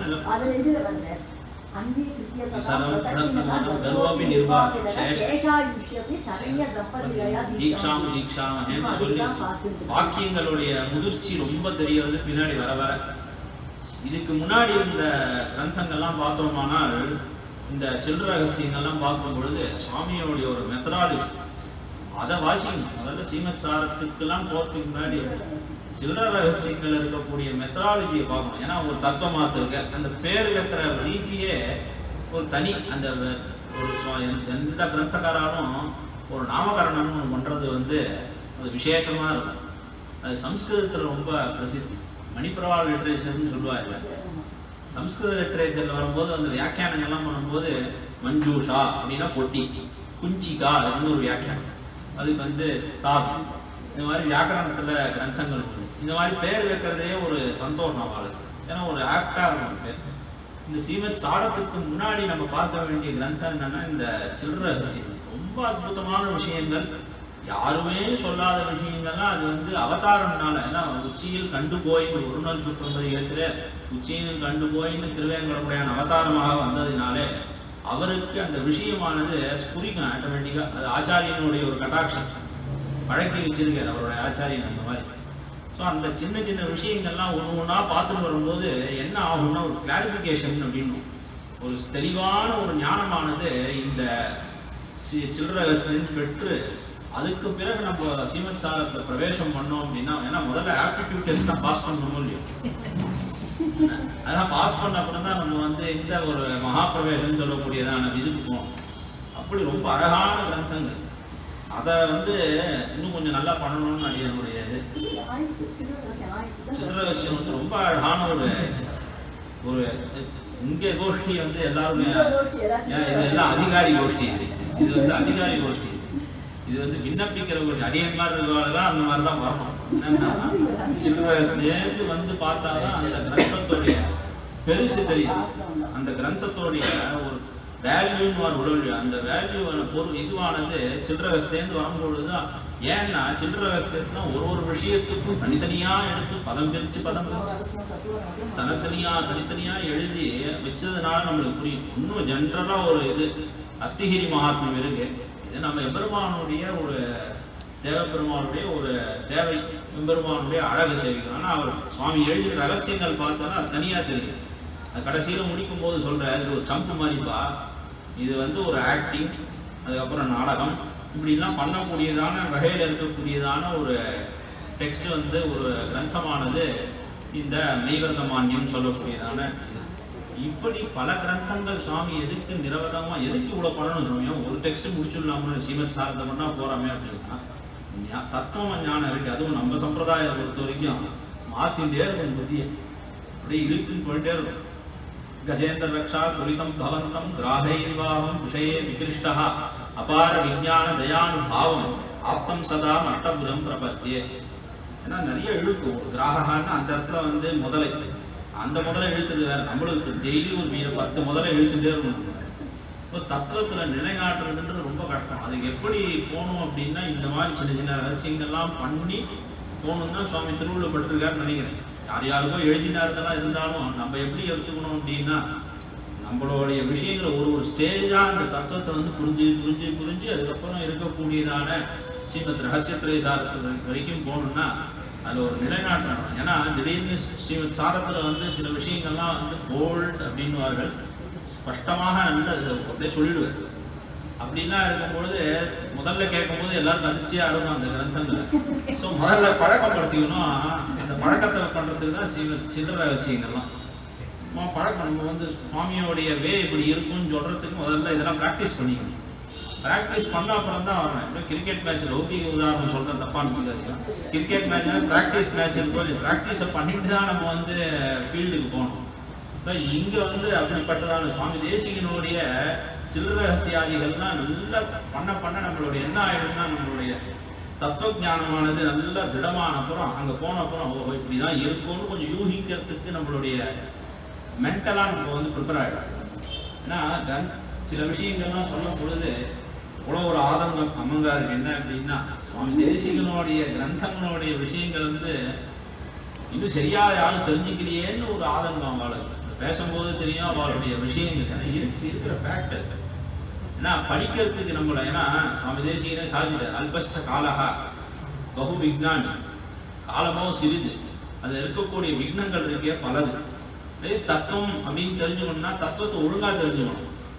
தத்துவம் தெரிஞ்சுக்கிட்டோம்னு நினைச்சு நம்ம வேற ஏதோ தத்துவத்தை தெரிஞ்சுக்கிட்டோம், தத்துவம் எதுன்னு தெரியாமல் இருக்கும். ஸோ தத்துவத்தை தெரிஞ்சுக்கிறதுக்கு வந்து முயற்சி எடுக்கும்போது அந்த விஷயம் எந்த வழியில போய் நம்ம தெரிஞ்சுக்கணும் அப்படின்ற ஆச்சாரியன் இடத்திலே போய்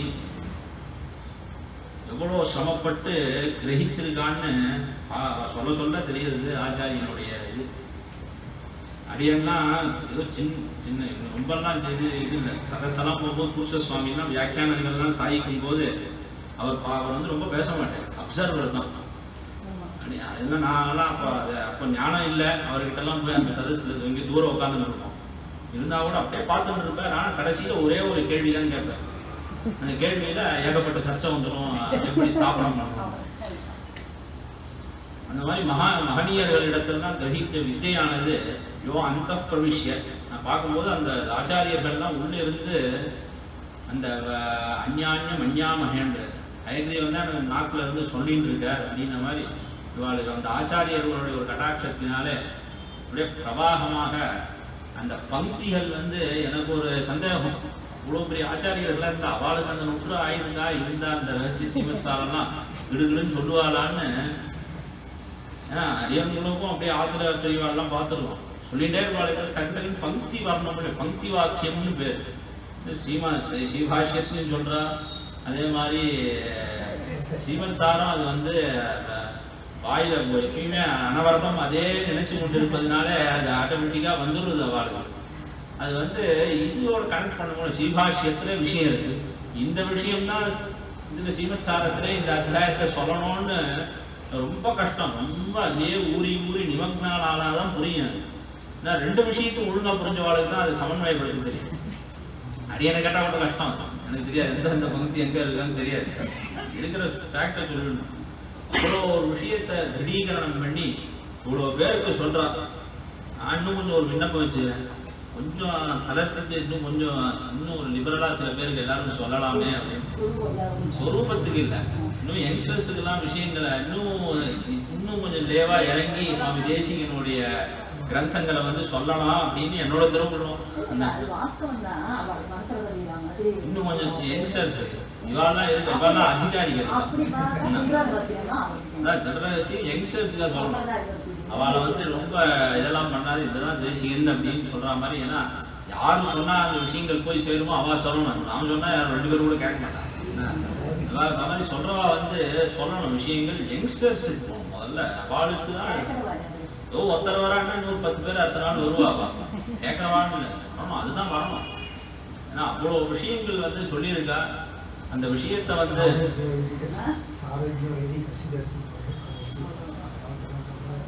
பின்னாடி வரும் வர எம்பெருமானாருடைய திருவுள்ளத்தினாலே வந்து சித்திக்கும். அப்படிப்பட்டு ரொம்ப அற்புதமாக இந்த செய்தியை கேட்டேன். ரொம்ப அற்புதமாக விஷயங்கள் இல்லாத லெக்சர்லாம் வந்து அந்த யூனிவர்சிட்டியிலேயே சொன்னான். ரொம்ப தர்மபூத ஞானத்தை பற்றி இன்றைக்கும் சொல்லிட்டு இருக்கா சில பேர். இந்த மாதிரி ஒரு கிளாரிட்டியான ஒரு விஷயம், ஒரு டிஃபிகல்ட்டான சப்ஜெக்ட். ஏன்னா தர்மபூத ஞானத்தை எஸ்டாப்ளிஷ் பண்ணுறதுன்றது வந்து அகாடமிக்காக சொல்கிறவாளுக்கு தெரியும் அந்த கஷ்டம் எப்படின்னு. ஏன்னா ஒன்றுமே தெரியாத வாழ்க்கை அந்த விஷயத்தை சொல்லணும் அப்படின்னா அது எப்படிலாம் வந்தால் நீங்கள் சொன்னான்னு ரொம்ப அமேசிங் ஒரு விஷயம். அது ரொம்ப அற்புதமாக அந்த தர்மபூத ஞானத்தை எப்படி சம்பிரதாயத்தை நிறுவாத, சம்பிரதாயத்தை எப்படி சொல்லியிருக்கான்றத தத்துவார்த்தங்களோடு சொல்லி பக்தியை சொல்லி எந்தெந்த இடத்துலலாம் தர்மபூத ஞானத்துக்கு சுவாமி தேசிகன் எம்பெருமானார்லாம் எப்படி சாட்சியிருக்கான்னு ரொம்ப அற்புதமாக சாய்ச்சார்.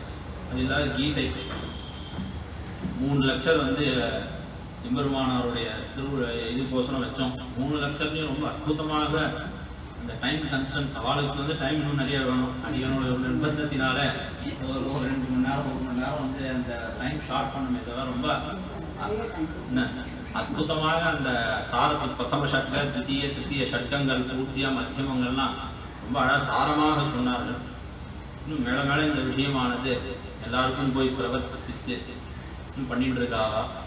அப்படிப்பட்டதான இந்த ஒரு சந்தர்ப்பத்திலே தேசிக தரிசனம் அப்படின்ற ஒரு இதில் பல உபன்யாசங்கள் செய்து கொண்டிருக்கா. அது அடியே அப்பப்போ வருது. என்ன இங்கே வரலையே தவிர அது வந்து ஒரு செய்தி. ஆனால் ரொம்ப அற்புதமாக இந்த விஷயங்கள் சொல்லணும்னு சொல்லி தேசிகனுடைய திருவுள்ளம் என்ன அது எல்லாருக்கும் தெரியணும் அப்படின்னு ரொம்ப பாடு. அந்த ஏக்கமானது தெரியறது இன்னும் சரியாக அந்த தத்துவம் என்ன அப்படின்றத வந்து மாறாட்டம் வந்துடுறது. அந்த தத்துவத்தை வந்து கரெக்டாக எல்லாரும் தெரிஞ்சுக்க வேண்டும் அப்படின்றத எஸ்டாப்ளிஷ் பண்ணி அதை வந்து எம்பசிஸ் பண்ணி ரொம்ப அழகாக ஒரு விஷயத்தையும் சொல்லுகிறார்கள். இதையே இப்போ சிடியாகவும் போட்டு எல்லாருக்கும் வரப்போகிறது. ஸோ அப்படிப்பட்டதான இந்த ஒரு சந்தர்ப்பத்திலே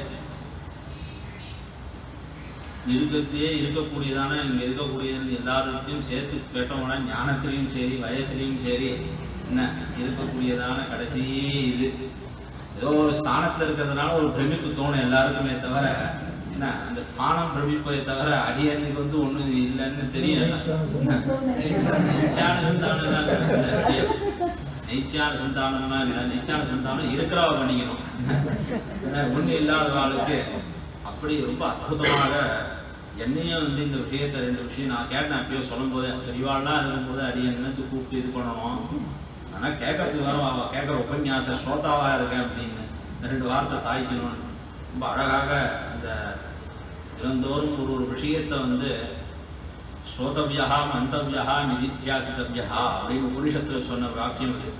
எம்பெருமானை வந்து ரிவர்ஸில் எடுத்துக்கணும். அது சொன்னதை அப்படியே எடுத்து என்ன பண்ண முடியாது, ரிவர்ஸில் எடுத்துக்கணும். நிறைய கேட்கணும் விஷயங்களை கேட்டு கேட்டு கேட்டு அதன் பிறகு அதில் இருக்கக்கூடியதான ஒரு அபியாசம் ஏற்படணும். அப்புறம் அதை தெளிவாக தெரிஞ்சுக்கணும். கிரந்தத்தை பார்க்கணும். கிரந்தம் வந்து புஸ்தகம் இது ஆற்றுல இருக்குமே தவிர பார்க்கணும். புஸ்தகத்தை என்ன சொல்றதுன்றதை பார்க்கணும். ஆச்சாரியெல்லாம் எல்லாம் வியாக்கரணம் வாசிக்கும் போது எங்கள் வாசிச்சதெல்லாம் பூர்த்தியாக ஸ்மார்த்தா கிட்ட தான் வியாக்கரணம். அவர் வாசிச்சது சீவசாமி ஆச்சாரியர். அவர் சொல்லுவார் எங்கள் ப்ரொஃபஸர், நீலாம் கிரந்தத்தை கையில் வச்சு விடா, கீழே வச்சு பிடிக்காது அப்படின்றாங்க. கீழே வச்சுக்காத, கையில் வச்சுக்கோ அப்படின்னு. என்ன அப்படின்னா அந்த ஒரு கையில் இருக்கக்கூடியான ஸ்பர்ஷமானது கிரந்தத்துக்கு ஒரு காரணியம் ஏற்படுமா, கிரந்த காரணியம். அது என்ன பண்ணுமா, நாளோட புரியாத விஷயத்தை புரிய வைக்குமா. கிரந்த காரணியம் கீழே வச்சு படிக்காத, டேபிளில் வச்சு படிக்காத புஸ்தகங்கள்ல.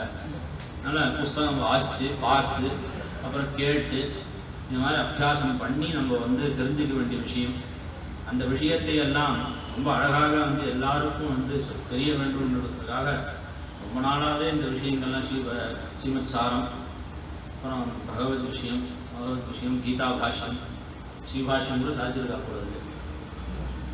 இப்படி பல கிரந்தங்களை வந்து சொல்லிருக்கா. இவ்வளோ ஒரு எதிர்ப்பு இருந்தாலும் இந்த எம்பெருமானும் உங்களெல்லாம் மாதிரி நல்ல மனசு படைச்சவா இருக்கிறதுனால ஒழுங்குங்க. எம்பெருமான் ஆச்சாரியனோட அனுகிரகம், அந்த ஆச்சாரியனோட அனுகிரகம், அந்த ஆச்சாரியன் யார்கிட்ட காலட்சேபம்னாலும் அந்த ஆச்சாரியனோட அனுகிரகம் இருக்க வேண்டும். இல்லை, இந்த ஆச்சாரியன் சொல்லணும். ஏன்னா ஆச்சாரியன் தான் எல்லாத்துக்கும் முக்கியம். ஆச்சாரியன் யாரை எந்த சிஷ்யன் நல்லா வரணும்னு மனசு நினைச்சாலும் அவளுடைய இதுக்கு அபிவிருத்திக்கு தடையே போட முடியாது. ஏன்னா அந்த ஆச்சாரியன் அனுகிரகம் இருப்பதனால நம்மளுக்கு ஆச்சாரியன் தான் முக்கியம்.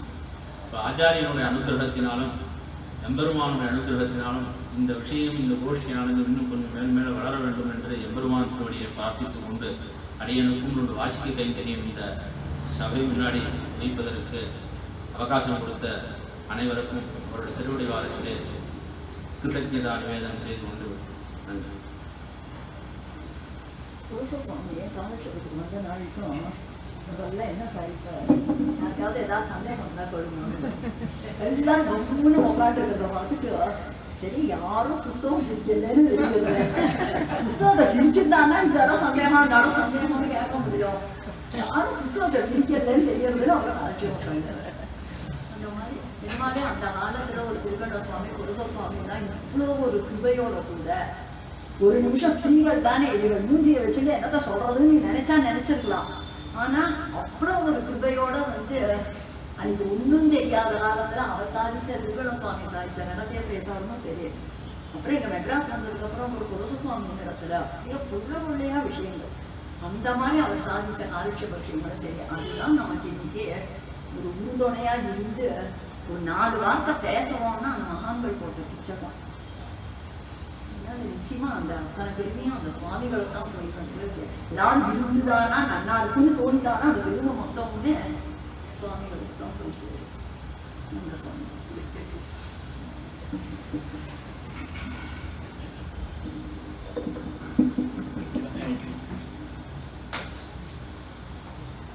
லக்ஷ்மீ பரபிரம்மணே நமः. ஸ்ரீ கனகவல்லி நாயகா சமேத ஸ்ரீ வீரராக பிரம்மணே நமः. श्रीमते रामानुजाय नमः. श्रीमते निगमान्त महादेशिकाय नमः. श्रीमते श्री आदिवंश गोपेन्द्र महादेशिकाय नमः. श्रीमते श्री लक्ष्मी संव दिव्य पादुका सेवक श्रीवंश गोप श्री श्रीरंग गोपेन्द्र महादेशिकाय नमः.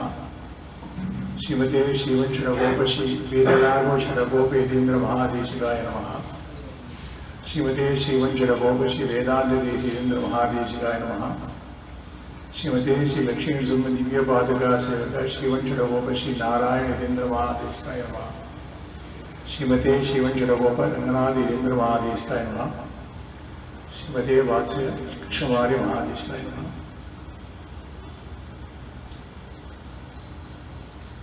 இந்த நிகழ்ச்சியில பங்கு பெறதுக்கு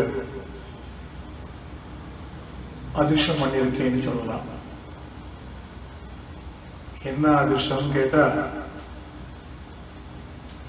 ராதா சுவாமியினுடைய ஆச்சாரியன் புத்திரன்னு ஒரு அதிர்ஷ்டம். அதனால என்னை கூப்பிட்டு நியமிச்சுட்டு அது மாதிரி பண்ணணும்னு. ஆனா இங்க இவருடைய இந்த முதல்ல ஸ்பீச் கேட்ட உடனே, உபன்யாசத்தை கேட்ட உடனே பயந்து போயிட்டேன். ஏன் கேட்டா, ராமானுஜ சித்தாந்தம் சுவாமி தேசிகனுடைய கிரந்தங்களை வச்சுட்டு, புஸ்தகங்களை வச்சுட்டு, சுவாமி தேசிகனுடைய சீசுத்துகளை வச்சுட்டு ரொம்ப ஸ்ட்ராங்கா இது மாதிரி ஒரு 1000வது சுவாமி பாஷிகருடைய 1000வது வருஷத்துல ஸ்ட்ராங் ஸ்டேட்மெண்ட்னு நான் ஃபீல் பண்ணேன். பயந்துட்டேன், இவ்வளோ தைரியமா சொல்றாரு. ராதா சுவாமிக்கு இந்த சுவாமி சாட்சா மாதிரி ஆச்சாரிய கடாட்சம் பரிபூர்ணமா இருக்கு.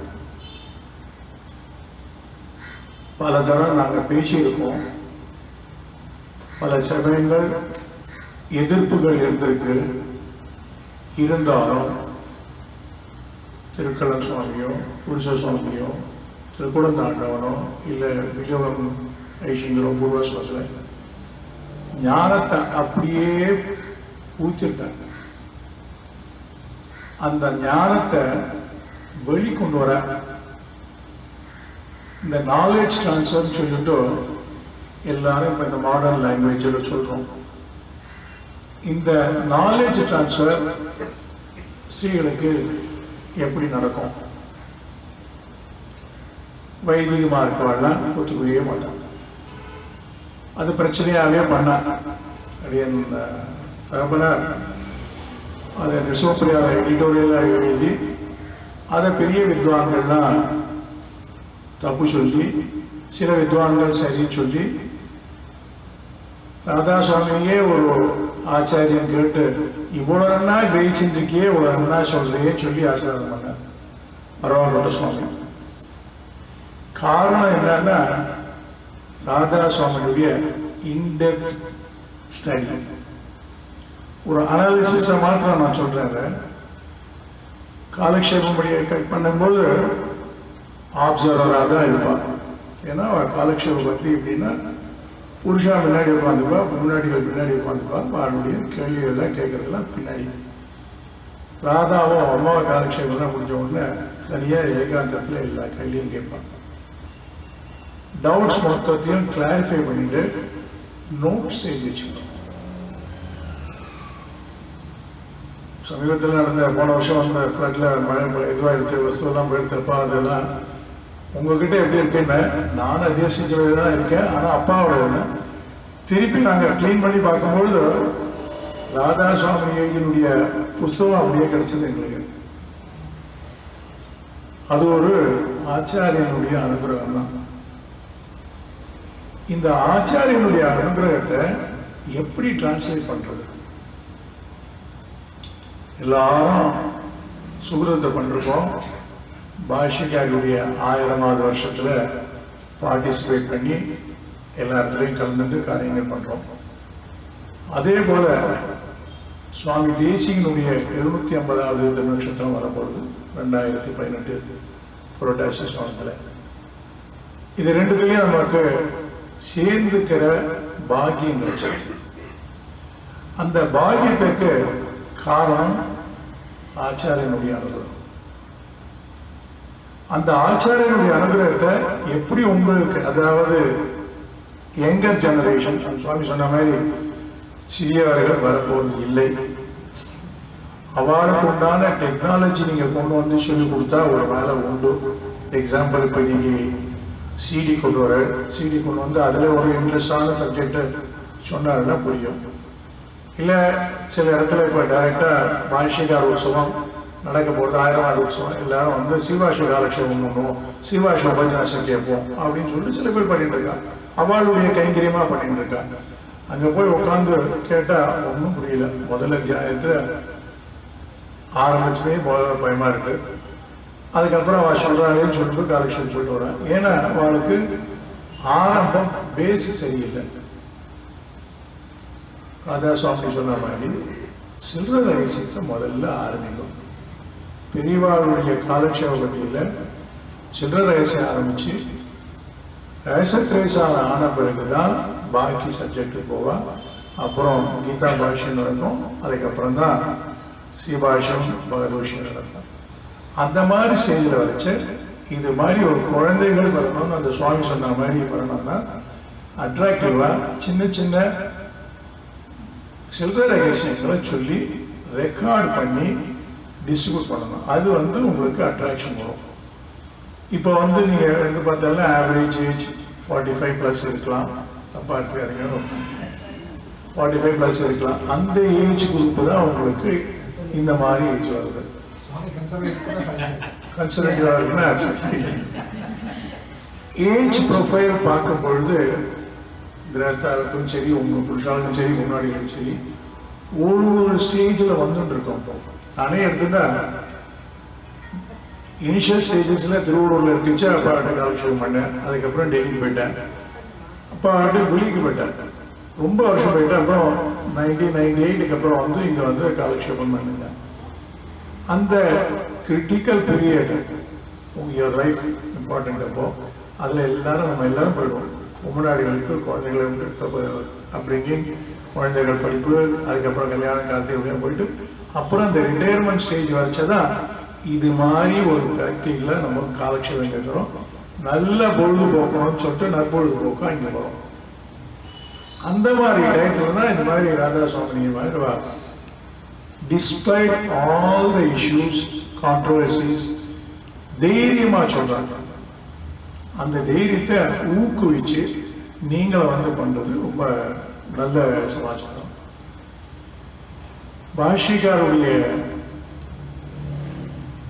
முக்கியமான சப்ஜெக்ட் சரணாகதி.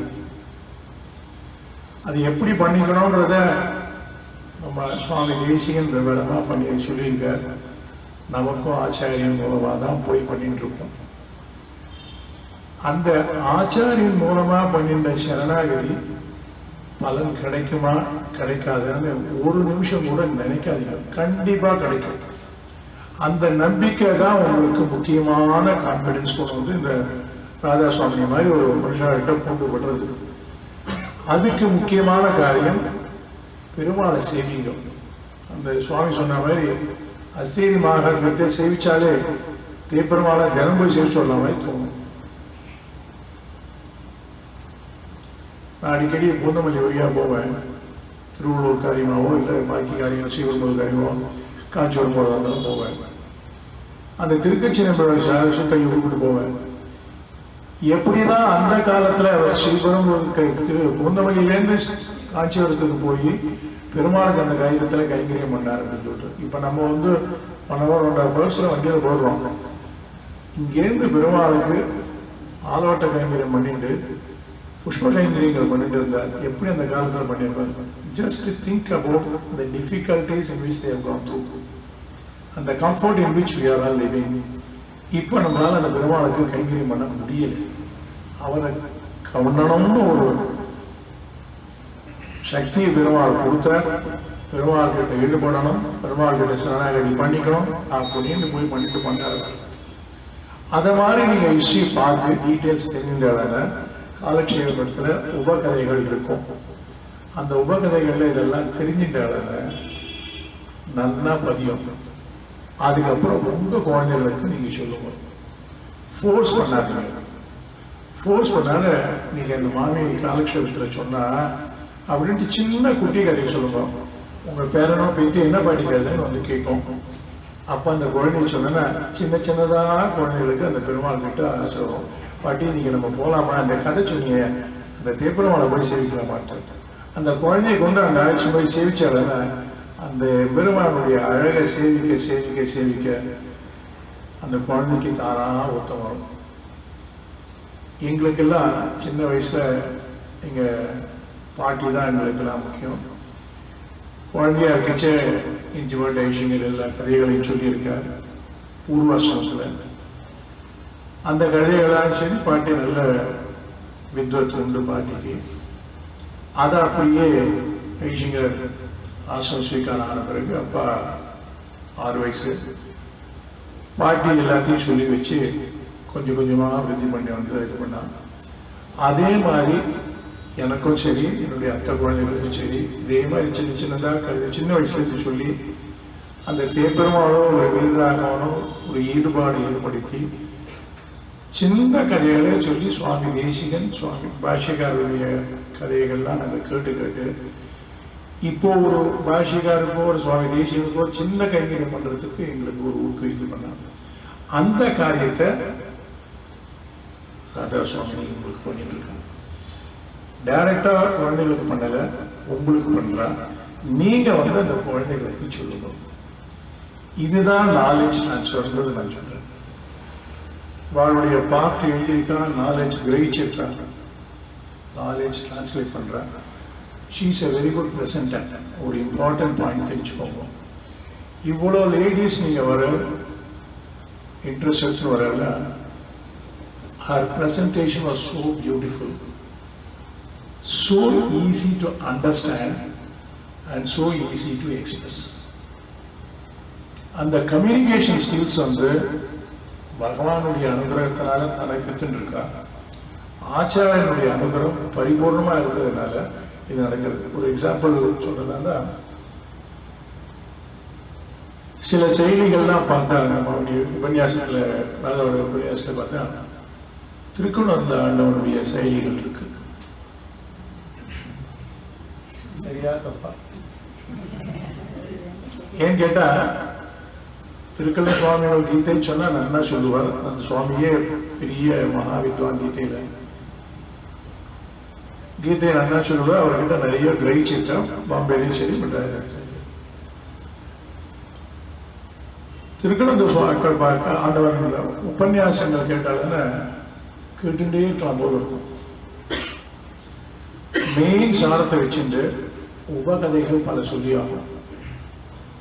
அந்த கதைகளை வச்சுட்டு நல்லா படியும். நமக்கு ஜாயின் சொன்ன மாதிரி பந்தி சேவிக்கிறதுக்கு உடனே அவளுக்கு என்த்யூஸ் வரும், பனி பயிர் சேவிக்கிறதுக்கு. அது மாதிரி ஒரு இது இருந்ததுனால இந்த ராதாவுக்கு வந்ததுனால ராதாவோட செயலி ஆண்டவனுடைய செயலி இருக்கு. நீங்க அக்செப்ட் பண்ணவளோ மாட்டவளோ தெரியாது. நான் கேட்டதுனால சொல்றேன். அந்த ஒரு பாட்டு. ரெண்டாவது எங்க ஆச்சாரியன் வில்லியம் ஐஷங்கர்கிட்டையும் காலக்ஷேபம் பண்ணியிருக்கா. ஐஷங்கர் தாப்புலையும் சொல்லியிருக்காங்க. ஐஷங்கரும் பரிபூர்ணமா அனுகிரகம் பண்ணியிருக்கேன். அவளுடைய டிரான்ஸ்ஃபர் இப்போ இந்த சிடியை நான் கேள்வி போட்டு பார்த்தேன். கொடுத்தது ரொம்ப நல்லா இருக்கு. என்னுடைய சந்தோஷத்தை எப்படி தெரிவிக்கிறதுன்னா, ஆச்சாரியனுடைய கடாட்சம் பரிபூர்ணமா இருக்கவே இந்த பெருமாள் ஆச்சாரியன் மூலமா இவளுக்கு சொல்லிக் கொடுத்து தான் வித்தியை எப்படி பண்ணணும்னு, தன்னுடைய பப்ளிசிட்டி எப்படி பண்ணணுன்றத இந்த சிடி மூலமா பெருமாள் தெரிஞ்சுப்பேன். நீங்களும் வாங்கி விஷயம் இன்ட்ரெஸ்ட் இருக்கவங்களுக்கும் வாங்க சொல்லி அவளை கேட்டு இது மாதிரி ஒரு இடத்துல இப்ப 4-5 இடத்துல நடக்கிறது, பல இடத்துல நடக்கணும். இது மாதிரி நீங்களும் நிறைய விருத்தி பண்ணணும்ன்ற ஒரு பாட்டை சொல்றேன். கான்ட்ரோவர்சி வேண்டாம். சாஸ்திரத்தில் இப்படிதான் சொல்லியிருக்கு, இதெல்லாம் சொல்லலை, நீங்கள்லாம் சொல்லக்கூடாதுன்ற பாட்டு செப்பரேட். அதுக்கு நம்ம போகவே வேண்டாம்.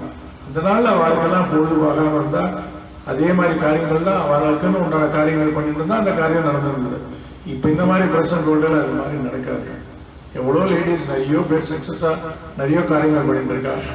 அது மாதிரி இந்த மாதிரி லெவல்லையும் வந்துட்டு இருக்கிறது ஒரு பேரலல் பார்த்து நம்ம போயிட்டு இருப்போம்.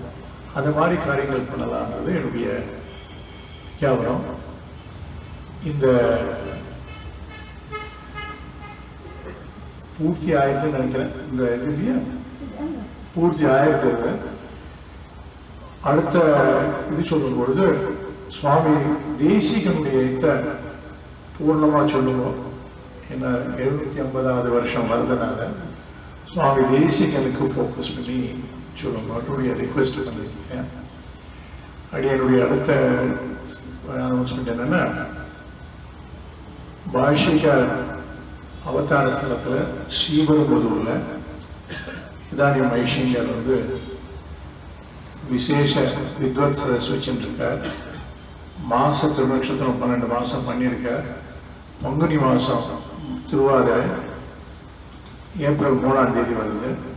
அதுக்கோசரம் 30ஆம் தேதியிலேருந்து மார்ச் 30லேருந்து ஏப்ரல் 3ஆம் தேதி வரைக்கும் வேத பிரபந்த கிரந்த பாராயணமும் விசேஷ வித்வத் சதஸும் வச்சுருக்கார் ஸ்ரீபெரும்புதூர்ல. அதோட பாஷ்யகருக்கு உற்சவருக்கு 215 கிராம் கோல்டுல நவகிரந்த நவரத்ன மாலை பண்ணி சமர்ப்பிக்கிறார். பாஷ்யக்கார் சம்ஸ்கிருதத்தில் தான் எல்லாத்தையும் பண்ணார். சுவாமி தேசிகன் வந்துதான் திராவிட வேதத்தையும் சேர்த்துண்டு சம்ஸ்கிருதம் தமிழ் ரெண்டுத்திலையும் பண்ணார். அந்த நவ கிரந்தமும் நவ ரத்னமானது அப்படின்னு சொல்லிட்டு நவகிரந்த நவரத்ன மாலை சொர்ணத்துல பண்ணி 215 கிராம்ல மார்ச் 30ஆம் தேதி கார்த்தால 10 மணிக்கு பாஷ்யக்கார் மங்கள சாசனம் வச்சுருக்கா. பர்மிஷன் கொடுத்துருக்காங்க கோவிலில். அப்போ சமர்ப்பிக்கலான்னு மூலவருக்கு அவளை ரிக்வெஸ்ட் கேட்டால் பாஷ்யக்கார் இவர்னா விசேஷ நாள் சாத்திப்பார், அவர்னா நித்தியபடி சாத்திப்பார் அப்படின்னு சொல்லிட்டு அதையும் வைஷங்கர் பண்ணி சமர்ப்பிக்கிறார். எல்லாரும் இந்த பாஷ்யக்கார் உற்சவத்தில் கலந்துக்கணும். பாஷ்யக்கார் எழுந்த இடத்துலலாம் ஐஷங்கர் இந்த மாச திருநட்சத்திரங்கள் பண்ணார். ஸ்ரீபெரும்புதூரில் பண்ணணும்னு தான் திருவுள்ளம். அங்கே பிரச்சனைகள், அதாவது ஒலி பிரச்சனைகள் நிறைய இருக்குது. கோவிலார் வந்து சோதிக்கப்படாதுன்னு சொன்னால் அங்கே இருக்கிற பஞ்சாயத்துக்காரால் நீங்கள் வந்து பண்ணாதீங்க, இடம் இல்லை அப்படின்னு சொல்லிட்டு விஜயவாடாலேருந்து ஒரு ஜீரோத்தர் 1000 சன்னியாசிகள் அழைச்சிட்டு வர, ஊரே சன்னியாசிகளாக இருக்கும் அப்படின்னு சொல்லிட்டு அதுக்கேற்ற மாதிரி ஒரு பாகவதத்தில் கேஸ் போட்டு 20 லட்சம் பேர் ரூபா ஒன்றுமே நடக்கலைன்னு சொல்லிட்டு இப்போ தான் எல்லாம் தோண்ட ஆரம்பிச்சிருக்கான். ரோடெல்லாம் போனெல்லாம் நல்லா இருந்த ரோடு இப்போ கருத்து வச்சுருக்கான், தோண்டியாலாம் பொண்ணு வச்சுருக்கான். எப்படி பண்ணுவாங்களோ தெரியல. அதுக்குள்ளே இப்போ கோவிலில் இதை வந்து இப்போ கோபுரம்லாம் பெயிண்ட் அடிச்சுட்டு இருக்கா. பெருமாள் சந்நிதி பண்ணணும்னா அது பண்ண முடியாது, டைம் இல்லைன்னு சொல்லிட்டு அதை நிறுத்தி வச்சுருக்காங்க. கவர்மெண்ட்டில் நல்ல சென்ஸ் வந்திருக்கு. அந்த கவர்மெண்ட்டில் ஒரு 10 crores கொடுத்துருக்கலாம். அதை செலவழிக்கிறதுக்கு இப்போ இந்த மாதிரி கடைசி நிமிஷத்தில் இது பண்ணுவா. அங்கே வசதிகள் இல்லைன்னு சொல்லிட்டு பாஷிக்கார் சின்ன வயசுலேருந்து இருந்த காஞ்சிபுரத்தில் பண்ணணும்னு வைஷ்ணங்க திருவள்ளம் பற்றி காஞ்சிபுரத்தில் 5 நாள் நடக்குது. 27 ஏப்ரல்லேருந்து May 1 வரைக்கும் காஞ்சிபுரத்தில் நடக்குது. அங்கேயே நீங்கள்லாம் கலந்துட்டு பாஷிக்கார் அவர்களுக்கு போயிட்டு இது மாதிரி ஒரு ஆச்சாரியனுடைய ஆசீர்வாதங்கள் மாதிரி கேட்டுக்கொண்டு முடிச்சுக்கிறேன். ஸ்ரீமதி கவிதா சிம்மாய கல்யாண ஒரு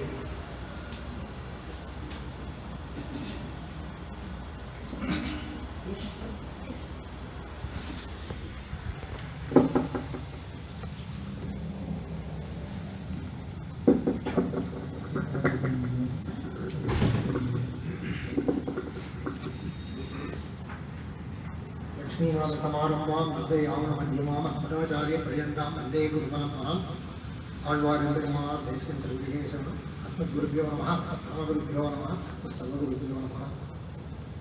ஸ்ரீயப்பதியான சர்வேஸ்வரன் சிருஷ்டி காலத்தில் சாஸ்திரத்தை பிரவர்த்திக்கிறதுக்கு வழியை பார்த்தோம்.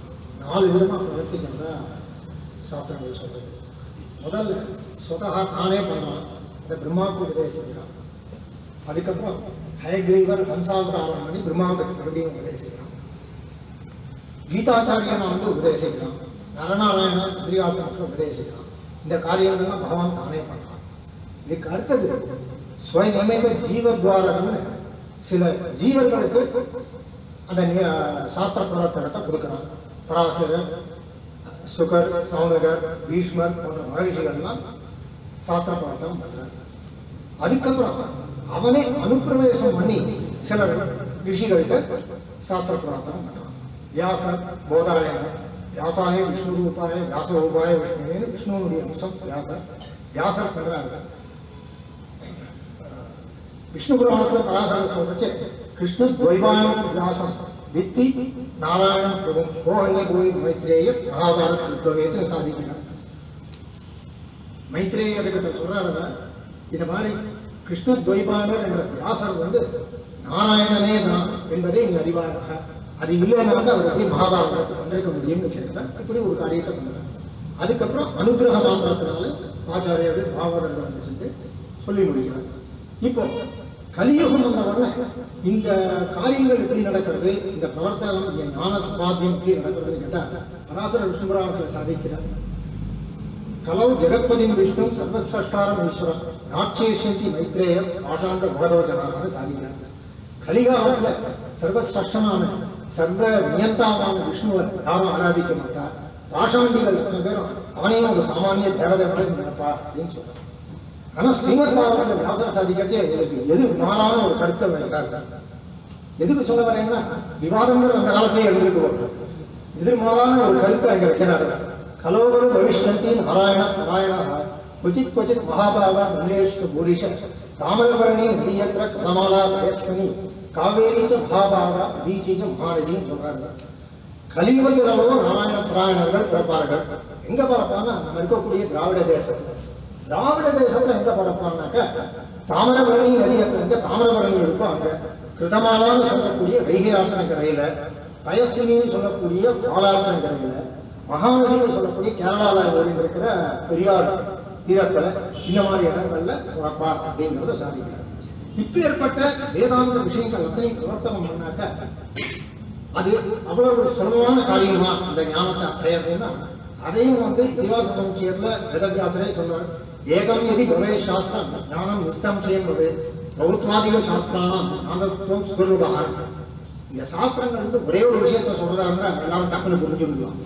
ஆனா பல விதமா இருக்கிறதுனால இது புரிஞ்சுக்கிறது ரொம்ப கடினம்னு அவரே சொல்லிட்டாரு. இது வந்து வித்தியாசங்கள் எல்லாம் இருக்கக்கூடியது சகஜங்கிறது அந்த இடத்துலயே தெரியுது அவர் சொல்றது.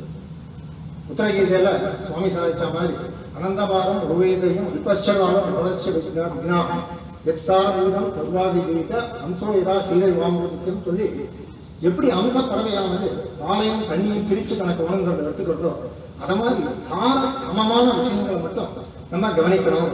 ஜீவ உஜ்ஜீவனத்துக்கு எது முக்கியமோ அதற்கு தேவையான விஷயங்களை மட்டும் கிரகிக்கணும் சொல்லப்படுது. அந்த உஜ்ஜீவனத்துக்கு முக்கியமான விஷயத்தை நம்ம பூர்வர்கள் எப்படி சாதிச்சிருக்காங்க? சுமையான கல்விகள் சொல்ல வந்தாலும் அமையா இடையிலிருந்து 8 திருவஷ்டாட்சரம் 2 அதுக்கப்புறம் வரக்கூடிய சமஸ்லோகம் இதனுடைய அர்த்தங்களை சரியா கிரகிச்சோம்னாக்க அது வந்து நமக்கு தெரிய வேண்டிய விஷயங்கள் எல்லாம் சகலமும் தெரிஞ்சு விடுறதுன்னு சாதிக்கிறாங்க. அப்பேற்பட்ட வழியில் தான் ராமானுஜர் தேசிக தரிசனம் எல்லாம் ஏற்படுது.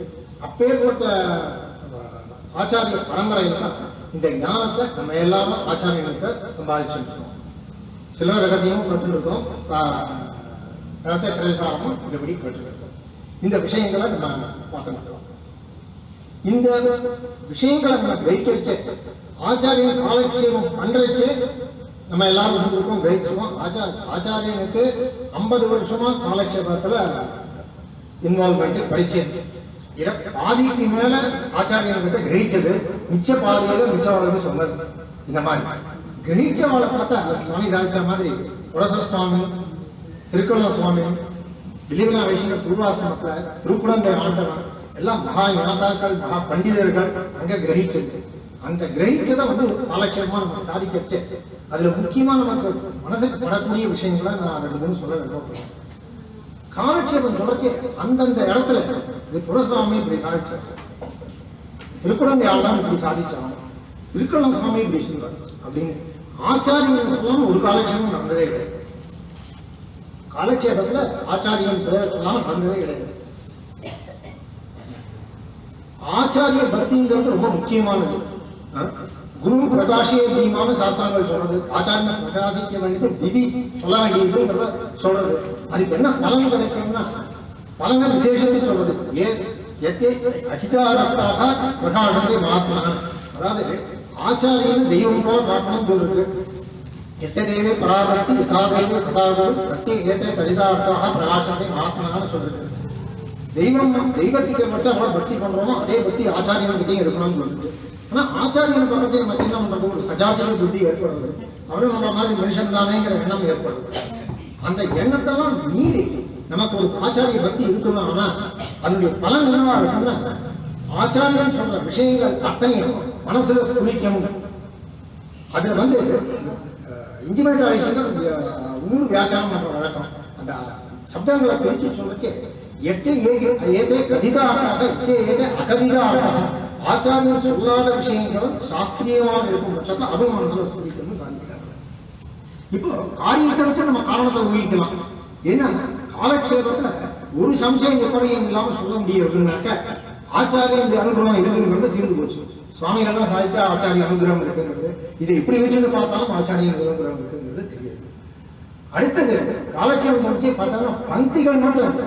அதுல வரக்கூடிய பிரமாண ஸ்லோகங்கள், அதுல இருக்கக்கூடிய காரிகைகள், இதெல்லாம் சொல்ற மனப்பாடம் பண்ணி சொல்றச்சே கூட நமக்கு நடுவில் மறந்து போயிடும், யோசிக்கிற நிலை ஏற்படும். அதெல்லாம் ஏற்படும். ஒரு நேரத்துல சந்தேகம் வந்து இந்த கிரந்தம் ஏற்றுனது தானே ஆகும்னு எண்ணம் வரும்.